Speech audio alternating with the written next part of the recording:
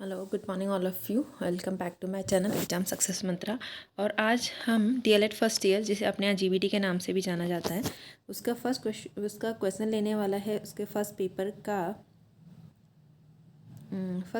Question लेने वाले हैं, जो हमारे हैं बाल्यावस्था में बालकों का विकास। उसका क्वेश्चन लेने वाले हैं। क्वेश्चन हमारे इस तरह से पूछा गया था, प्रीवियस ईयर में ये क्वेश्चन पूछा जा चुका है। क्वेश्चन हमारा ये है कि शारीरिक विकास को प्रभावित करने वाले कारक, यानी बालकों के शारीरिक विकास को कौन कौन से कारक प्रभावित करते हैं। तो इसमें पहला कारक है वातावरण।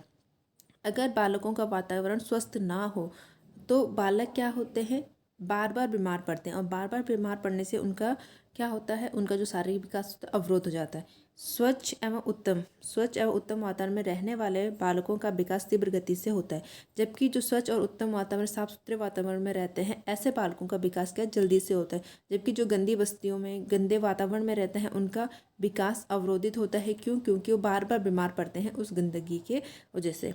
दूसरा, स्नेह और प्रेम।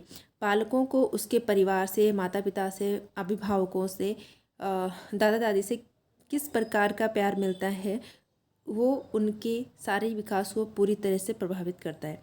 परिवार में अपने माता पिता, भाई बहन तथा अन्य सदस्यों से प्रेम स्नेह ना मिलने पर वह दुखी रहते हैं, जिससे जब उनसे प्रेम नहीं मिलता तो वो दुखी रहते हैं, जिससे उनका शारीरिक विकास संतुलित रूप से नहीं हो पाता है। जब वो लगातार दुखी रहते हैं तो इससे क्या होता है, उनका जो मन है वो दुखी रहता है, और उसके कुछ टाइम बाद उसका इफ़ेक्ट जो होता है उनके शरीर पे दिखाई देने लगता है। ठीक है, नेक्स्ट पॉइंट की ओर बढ़ते हैं। अगला जो पॉइंट है वो और खेल और व्यायाम। बालकों को स्वस्थ रहने के लिए, बालक या किसी भी मनुष्य को स्वस्थ रहने के लिए व्यायाम बहुत ज़रूरी होता है। तो बालकों को खेल और व्यायाम भी उतना ही ज़रूरी है जितने उनके बाकी आयाम होते हैं। जितना भोजन जरूरी है उतना उनके लिए खेल और व्यायाम भी जरूरी हो जाता है। बालक के समुचित विकास के लिए, पूरी तरह से मतलब उनका शारीरिक विकास भी हो, उनका इमोशनल डेवलपमेंट भी हो, उनका सामाजिक विकास भी, इसके लिए खेल बहुत इंपॉर्टेंट पहलू हो जाता है। बालकों के समुचित विकास के लिए खेल और व्यायाम पर भी ध्यान देना चाहिए। कि आज अगला है वो है हमारा निद्रा और विश्राम। तो बालकों के समय पर सोना, उनकी प्रॉपर नींद लेना और विश्राम भी बहुत ज़रूरी हो जाता है। बालक निद्रा और विश्राम के अभाव में बालक कभी भी स्वस्थ नहीं रह सकता। अगर बालक को प्रॉपर 8 घंटे की नींद नहीं दी जा रही और लगातार कम सो रहा है तो कुछ टाइम बाद वो क्या होता है, बीमार पड़ने लगता है। बीमार पड़ेगा तो डायरेक्ट इफेक्ट किस पे होगा, उसके शारीरिक विकास पे दिखाई देगा। अगला जो पॉइंट है वो है हमारा भोजन सबसे इम्पोर्टेंट पॉइंट हो जाता है। सोरेशन एक साइकोलॉजिस्ट थे, उन्होंने कहा था कि सोरेशन के शब्द में स्वास्थ्यवर्धक भोजन थकान का शत्रु और शारीरिक विकास का मित्र होता है। स्वास्थ्यवर्धक भोजन, ऐसा भोजन जो स्वास्थ्यवर्धक हो। ऐसा नहीं कुछ भी खा, जैसे आज की जनरेशन क्या ज़्यादा जंक फूड खाती, वो नहीं। जब हम स्वस्थ भोजन खा, अपनी दाल रोटी चावल सब्जी दूध खा रहे हैं, तो वो क्या होता है, उससे बच्चे को थकान नहीं लगती, उससे एनर्जी बच्चे को मिलती है, वो फुर्तीला रहता है, अपने कामों को अच्छे ढंग से कर पाता है और शारीरिक विकास का गहरा मित्र होता है, और इससे शारीरिक विकास बहुत अच्छे से होता है। वहीं अगर वो कंटिन्यू जंक फूड खा रहा है तो वो क्या होता है, कुछ टाइम बाद बीमार पड़ने लगता है, और उसमें उतनी फुर्ती भी नहीं, तो उसे उतनी एनर्जी नहीं मिल पाती, क्योंकि वो शरीर के लिए हमारे इतना अच्छा नहीं होता है। दूसरा, नियमितता का अभाव। आज की डेट में ये बहुत ज़्यादा देखा गया है कि एक नियमित नहीं है। बालक कभी भी खा रहे हैं, कभी भी सो रहे हैं, कभी भी खेल रहे हैं, जब जैसे उनका मन हो रहा है, ऐसा नहीं होना चाहिए। बालकों के सोने के, खेलने के, खाने के, पढ़ने इत्यादि का समय निर्धारित होना चाहिए। एक फिक्स टाइम टेबल होना चाहिए कि इतने बजे आप खाओगे, सोओगे, है ना। थोड़ा बहुत उसमें लचीलापन चल सकता है, लेकिन बिल्कुल अनियमितता नहीं।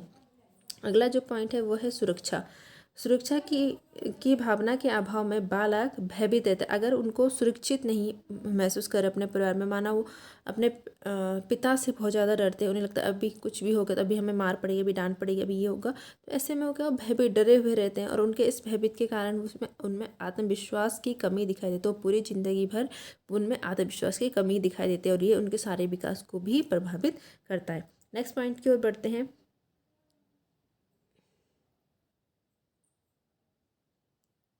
अगले पॉइंट की बात है वो है वंशानुक्रम। आपने अक्सर देखा होगा जिनके माता पिता स्वस्थ होते हैं उनके बालक भी स्वस्थ होते हैं। लेकिन अगर किसी में आनुवंशिक रोग है, जैसे जिसके माता पिता में कैंसर पाया जाता है, तो उनके बच्चों में कैंसर होने की जो टेंडेंसी होती है वो बढ़ जाती है। तो ऐसे बहुत से रोग हैं जो वंशानुगत चलते हैं, तो वंशानुक्रम भी एक इम्पॉर्टेंट फैक्टर हो जाता है।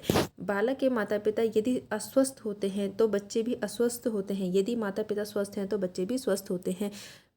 100% नहीं, लेकिन बहुत हद तक चांसेस बने रहते हैं। जैसे मैंने अभी कैंसर का एग्जांपल दिया, अगर पिता को कैंसर है तो उसके जो बेटा बेटी होंगे उनको कैंसर होने की चांसेस बढ़ जाती, उन्हें बहुत संभल के रहना पड़ता है। जैसे माना कैंसर का एक मेन कारण क्या होता है, धूम्रपान। अगर थोड़ा सा धूम्रपान कर ले तो उन्हें कैंसर जल्दी से पकड़ जाता है। लेकिन वहीं अगर किसी का वंशानुक्रम ऐसा है कि उसमें कैंसर की पहले कोई हिस्ट्री नहीं है, लेकिन वो धूम्रपान कर रहा है, तो उसमें भी कैंसर होने की चांसेस बहुत कम रहते हैं।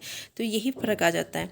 अगले जो कुछ पॉइंट है वो है अन्य पॉइंट, जिसमें क्या होता है, एक तो दोषपूर्ण सामाजिक रीति रिवाज। वहाँ के रीति रिवाज क्या है, अच्छे नहीं हैं। माना एक रीति रिवाज है कि जो लड़कियां हैं, लड़कियों को खुले में खेलने की आज़ादी नहीं है, लेकिन लड़के खेल सकते हैं। अब ऐसी कंडीशन में क्या होगी, ये भी एक दोषपूर्ण है, क्योंकि लड़की और लड़के में क्या भेदभाव हो रहा है। तो इस कंडीशन में क्या होगा, लड़कों का शारीरिक विकास तो अच्छा होगा, वो उनकी मसल्स मजबूत होंगी, है ना, वो सामाजिक रूप से भी सशक्त होंगे, क्योंकि उनके उसमें दोस्त बनेंगे, वो एक दूसरे के स्वभाव को जान पाएंगे, वो इमोशनली स्ट्रांग होंगे। क्योंकि कभी उनकी जीत होगी तो वो जीत को भी इंजॉय करना चाहते, कभी वो उनकी हार होगी तो हार को भी कबूल करना जानते हैं। लेकिन वहीं अगर लड़कियों की बात करें तो एक तो उनको खेलने का मौका नहीं मिलेगा, तो उनका क्या मसल्स जो स्ट्रॉन्ग नहीं होंगी, दूसरा ना वो सामाजिक विकास उतना अच्छा हो पाएगा, ना ही उनका इमोशनल डेवलपमेंट उतना अच्छा हो पाएगा। तो ये अगले पॉइंट की ओर बढ़ें तो अगले हैं अन्य कारक। अन्य कारक में पहला होता है दोषपूर्ण। अगले पॉइंट की ओर बढ़ते हैं, परिवार की आर्थिक दशा।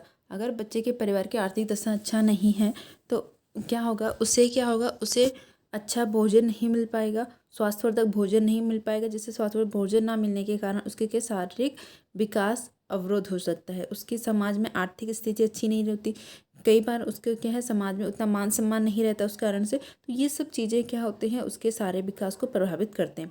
दूसरा अगला जो पॉइंट है, किसी दुर्घटना एवं रोग के कारण होने वाली विकृति। किसी दुर्घटना में या कोई बीमारी उसको होगी जिसके कारण क्या उसके शरीर में विकृतियाँ आ गई। माना किसी दुर्घटना में उसके क्या पाँव में चोट लगी, अब पाँव में चोट लगने की वजह से क्या है, उसका शरीर क्या है, लगभग दिन भर क्या है, कमज़ोर होता जा रहा है। ऐसे कोई रोग उसके लग गया, माना उसके लीवर खराब हो गया, तो उससे भी क्या हो जाता है, उसके शरीर में विकृति उत्पन्न हो जाती है, जिससे उसका शारीरिक विकास रुकने लगता है या शारीरिक विकास अवरोध हो जाता है। अगला है ग्रंथियों से पैदा होने वाला रस या हार्मोन। हार्मोन्स बहुत बड़ा कारण होता है हमारे शरीर को प्रॉपर ढंग से काम करने के लिए, प्रॉपर ढंग से फंक्शनिंग के लिए। अगर हमारे हार्मोन ढंग से रिलीज़ नहीं हो रहे हैं, ढंग से फंक्शन नहीं हो रहे, तो हमें बहुत सारी बीमारियां, बहुत सारी विकृतियां आ जाती हैं, जिसका डायरेक्ट इफेक्ट हमें हमारे शारीरिक विकास पे दिखाई देता है। तो आज का ये आंसर यहीं पे कंप्लीट होता है। फिर मिलते हैं नेक्स्ट लेक्चर में। तब तक अगर आपको पसंद आता है तो चैनल को सब्सक्राइब करें, लाइक करें, शेयर करें। ठीक है, फिर मिलते हैं नेक्स्ट लेक्चर में।